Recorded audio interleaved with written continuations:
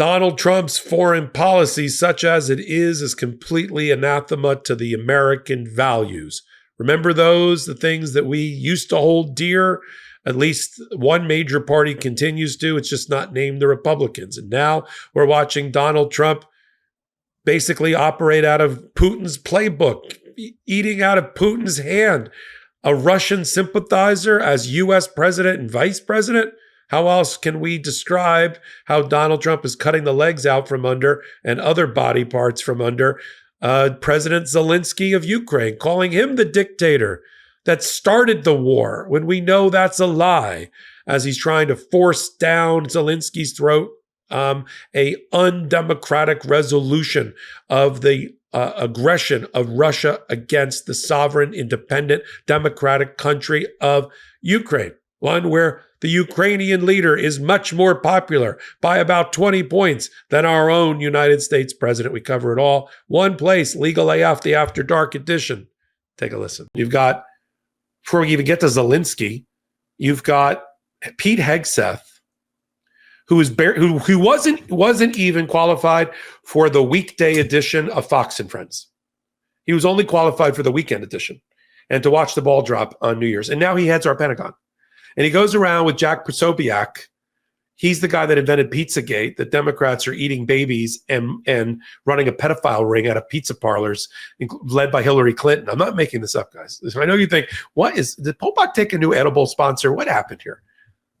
He is embedded with the Trump administration and stands shoulder to shoulder with the Secretary of the Treasury and with the Secretary of Defense during key meetings about Ukraine. Jack Posobiec. That guy should be in a mental hospital. He's helping to run the messaging for the Trump administration. So you've got J.D. Vance last week, who stands in Munich of all places and chastises and lambasts our own Democratic allies around the world because they are not part of the Trump brand of democracy, whatever that's supposed to be. And it was such an amazing speech that Russian TV celebrated it. They said, exactly. When Russian TV celebrates your speech and you're the U.S. vice president, you might have done something wrong from an American values standpoint that are completely absent from this administration. And that was a way to try to soften. They've been trying to do body blows to Zelensky to soften him up so that he agrees to a deal with Russia, who Donald Trump wants to do deals with and make money with.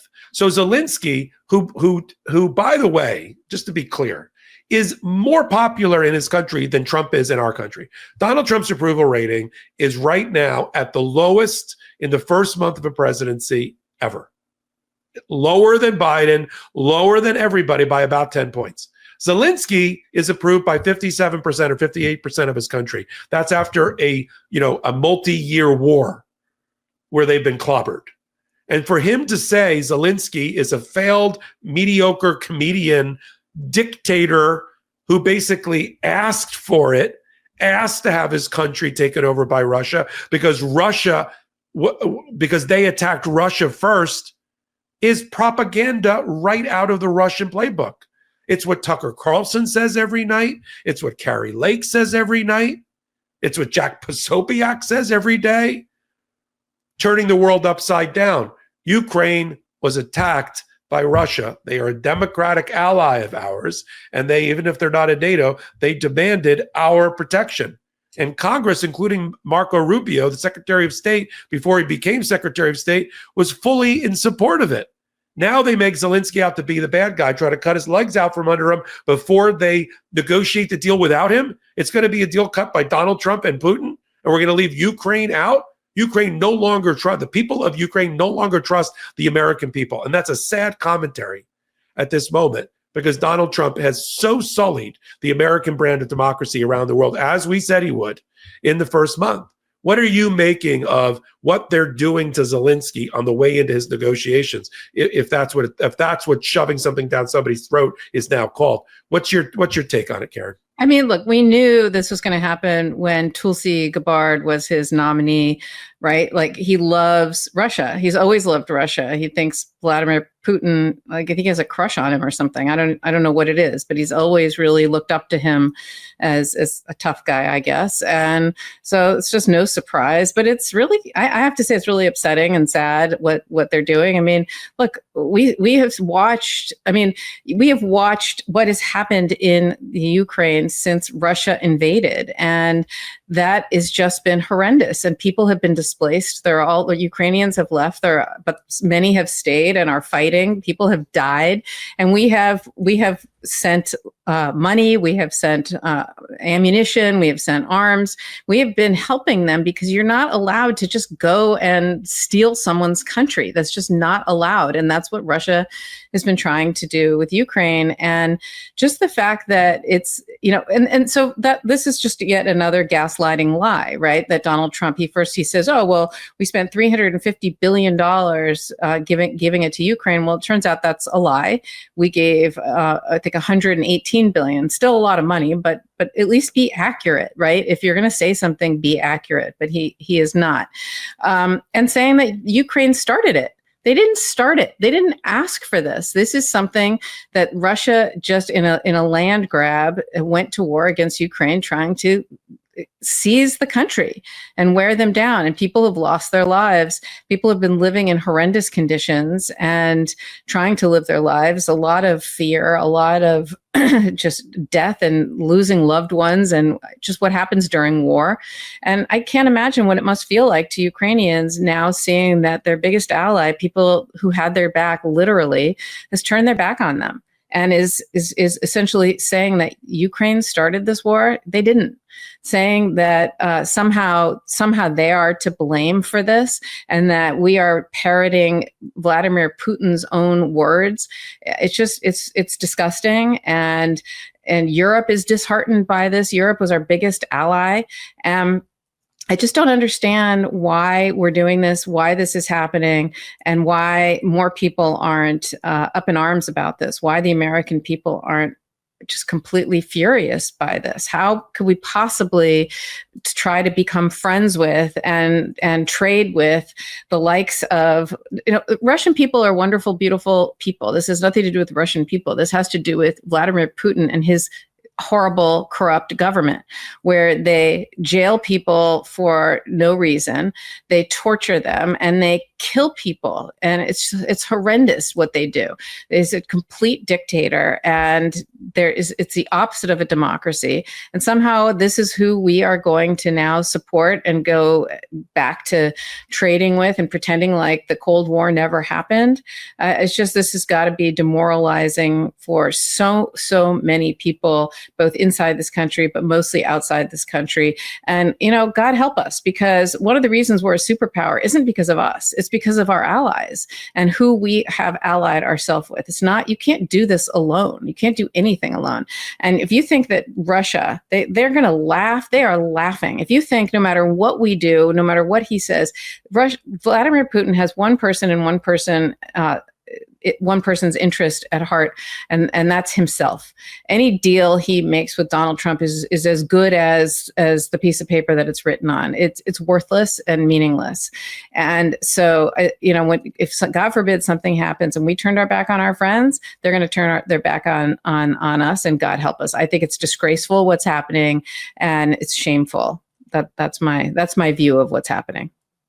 Yeah, to answer your question, we know why it's happening, because Donald Trump, as you said, I almost said something obscene.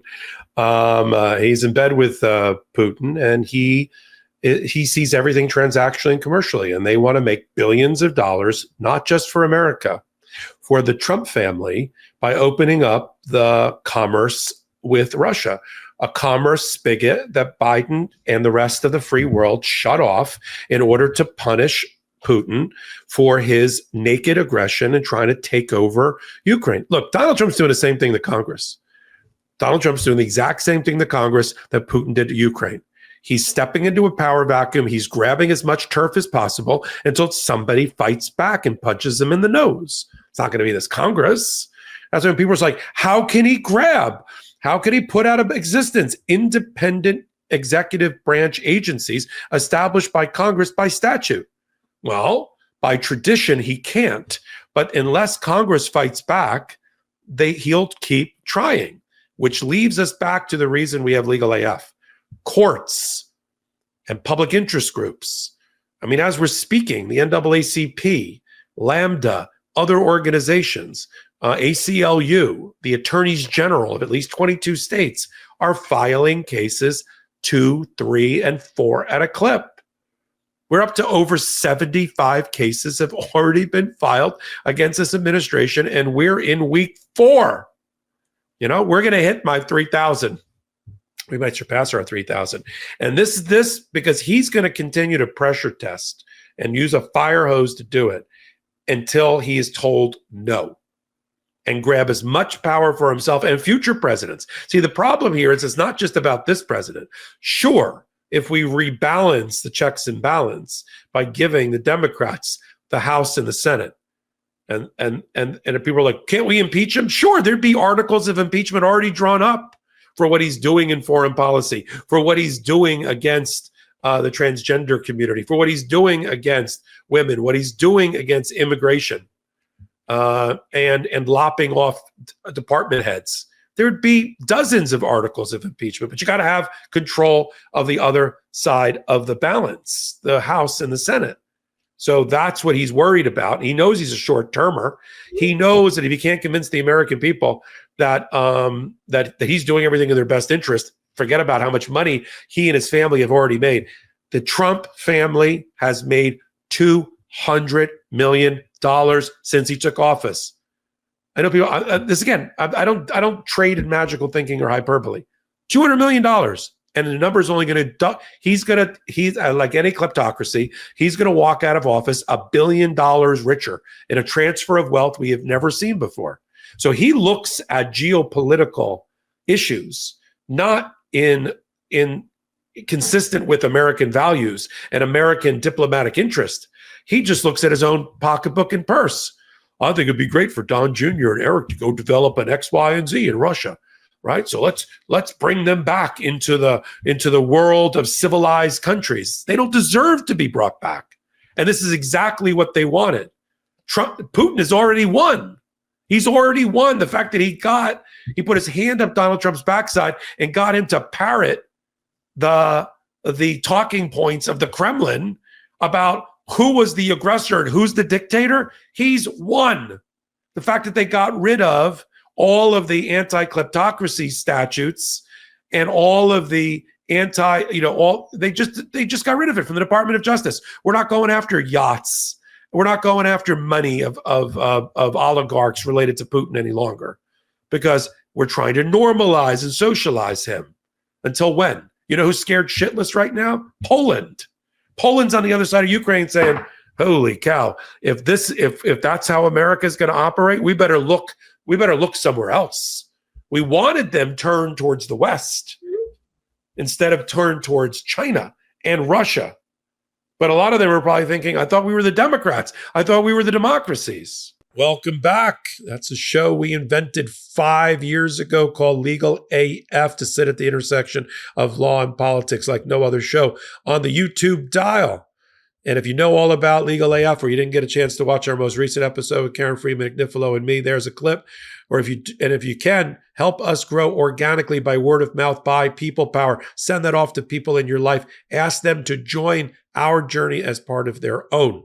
If you don't know about Legal AF, I'm going to make a personal invitation. Michael Popok to you, Wednesdays and Saturdays at 8 p.m. Eastern Time for the full-length podcast, and then wherever you get your audio podcast from. While you're here, you're already here, grab a receipt. It's like a ticket at a deli counter. Hit the subscribe button. Help us continue to grow this pro-democracy channel. So until my next reporting, I'm Michael Popok. In collaboration with the Midas Touch Network, we just launched the Legal AF YouTube channel. Help us build this pro-democracy channel where I'll be curating the top stories, the intersection of law and politics. Go to YouTube now and free subscribe at Legal AF MTN. That's at Legal AF MTN.